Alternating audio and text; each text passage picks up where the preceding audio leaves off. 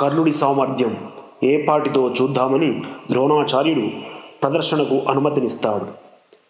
కర్ణుడు క్రీడా మైదానంలోకి అడుగులు వేసి ప్రదర్శనకు సిద్ధమవుతాడు. మీరు కూడా సిద్ధంగా ఉంటే welcome to our world mythology saga. నేను మీ ఆర్ఎంఏ. అబ్బురపరిచే విన్యాసాలతో చిత్ర ప్రయోగాలతో కర్ణుడి ప్రదర్శన మహాద్భుతంగా సాగుతూ అందరి చూపులను కట్టిపడేస్తుంది. మనలాంటి ఒక సామాన్యుడు రాజకుమారులకు ధీటుగా యుద్ధ కళలను ప్రదర్శన చేస్తుంటే అక్కడి ప్రజలందరూ ఆనందంతో జయ జయధ్వానాలు చేస్తున్నారు. అది చూసి అర్జునుడి మనసులో కర్ణుడిపై ఈర్ష్య కలుగుతుంది. ఆ వెంటనే కర్ణుడు నాతో ద్వంద్వ యుద్ధం చేయమని అర్జునుడితో సవాలు చేస్తాడు. అదే పౌరుషంతో అర్జునుడు సరేనంటూ కర్ణుడితో యుద్ధానికి సన్నద్ధమవుతాడు. ఇద్దరి మధ్య పోటీ మొదలయ్యింది. ఎవరికెవరు తీసిపోకుండా ఒకరిని మించి మరొకరు విలువిద్యలో తలపడతారు. వారి మధ్య పోటీ చిన్నపాటి యుద్ధాన్ని తలపిస్తుంది. అప్పటి వరకు అర్జునుడిని చూసి ఒకంత భయపడిన దుర్యోధనుడు కర్ణును చూసి అర్జునుడికి సమానమైన వీరుడు, పాండవులను ఎదిరించగల యోధుడు లభించాడని ధైర్యంగా ఊపిరి పీల్చుకుంటాడు. ఎలాగైనా కర్ణుడిని తమ పక్షాన చేర్చుకోవాలని అప్పుడే వ్యూహరచన చేసుకుంటాడు. చూస్తుండగానే కర్ణ అర్జునుల పోటీ భీకర యుద్ధంలా మారిపోవడం గమనించిన కృపాచార్యుడు వారి మధ్యలోకి వచ్చి పోటీని ఆపివేస్తాడు.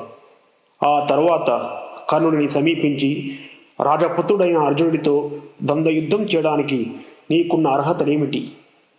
నీవేమైనా రాజపుత్రుడివా? నీ తండ్రి రాజ్యమేమిటి? నీ కులం వంశచరిత్ర ఏమిటి?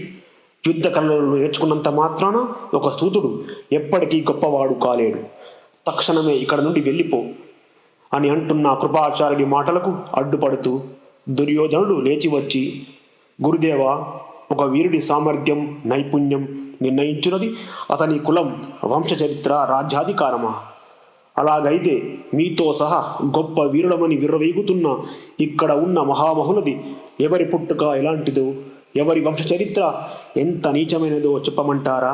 అన్నీ తెలిసిన మీలాంటి పెద్దలు వ్యర్థమైన మాటలతో ఒక గొప్ప వీరుడిని అవమానించడం సంస్కారం కాదు.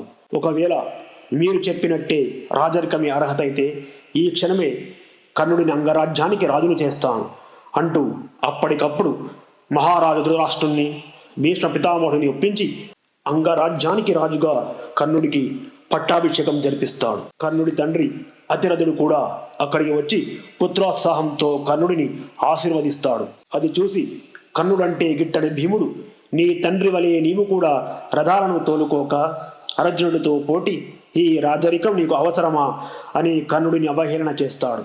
ఆ వెంటనే దుర్యోధనుడు, నీవు కూడా మీ తండ్రి పాండురాజు వలె అరణ్యంలో వనవాసం చేయకుండా నీకెందుకు ఈ రాజభోగాలు? అయినా తిండిబోతులు కూడా నీతులు చెప్పడం విచిత్రంగా ఉంది అని భీముడిని హేళన చేస్తాడు. ఆ మాటకు కౌరవపక్షమంతా బిగ్గరగా నవ్వుతారు. దానికి భీముడు కోపంతో వారి మీదకు వెళుతుంటే వివాదం ముదరకూడదని ధర్మరాజు భీముణ్ణి శాంతపరుస్తాడు. కర్ణుడు భావోద్వేగంతో, నాకు ఇంతటి గౌరవం, నేనెప్పుడు ఊహించని గుర్తింపును ఇచ్చిన నీకు ఏమి చేసి రుణం తీర్చుకోగలను యువరాజా అని దుర్యోధనుడిని ఆలింగనం చేసుకుంటాడు. జీవితాంతం నీ స్నేహాన్ని పంచి మిత్రమా అంటూ దుర్యోధనుడు తన చేతికి ఉన్న బంగారు కంకణం తీసి కర్ణుడి చేతికి తొడుగుతాడు.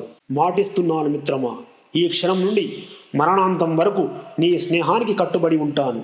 నీ ప్రాణానికి నా ప్రాణం అడ్డుపెట్టి ఎల్లవేళలా నీకు ఆత్ముడనై ఉంటాను.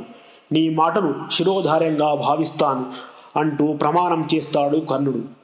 తను చేసిన ఈ ప్రమాణం ముందు ముందు తనని ఎంతటి సంకట స్థితిలో పడవేస్తుందో ఆ క్షణం కర్ణుడు గ్రహించలేకపోయాడు. దుర్యోధనుడు కర్ణుడి భుజాలపై చేయి వేసి రాజభవనంలోకి తీసుకువెళతాడు. జరిగేదంతా అక్కడే దూరంగా కూర్చొని ఉన్న కుంతీదేవి చూస్తూనే ఉంటుంది.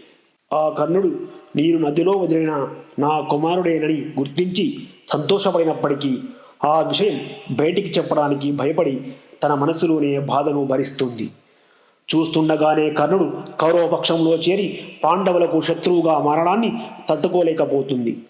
అయినా ఎక్కడ ఉన్నా కర్ణుడు సంతోషంగా ఉంటే చాలు అనుకుని తనకు తానే సర్ది చెప్పుకుంటుంది. దుర్యోధనుడు స్వార్థంతో కర్ణుడిని ఆదరించినప్పటికీ తన సోదరులతో సమానంగా కర్ణుడిని అభిమానిస్తూ ఉన్నతమైన స్థానాన్ని కల్పించారు. వారి మధ్య స్నేహబంధం దృఢంగా బలపడింది.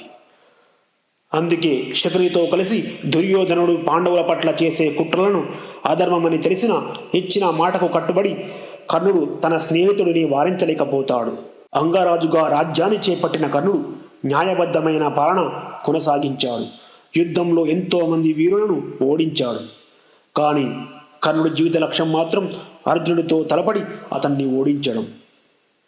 అడిగిన వారికి లేదనకుండా దానం, కోరిన వారికి కాదనకుండా సాయం చేస్తూ దాన కర్ణుడని కీర్తి గడించాడు. కర్ణుడి దానగుణం ఎలాంటిదో పరీక్షించిన శ్రీకృష్ణుడు, కర్ణుడి వీరత్వానికి దాసోహమైన జరాసంధుడు, ఇలాంటి ఆసక్తికరమైన విషయాలు తెలుసుకోవడానికి తరువాతి ఎపిసోడ్ వరకు ఎదురు చూద్దాం.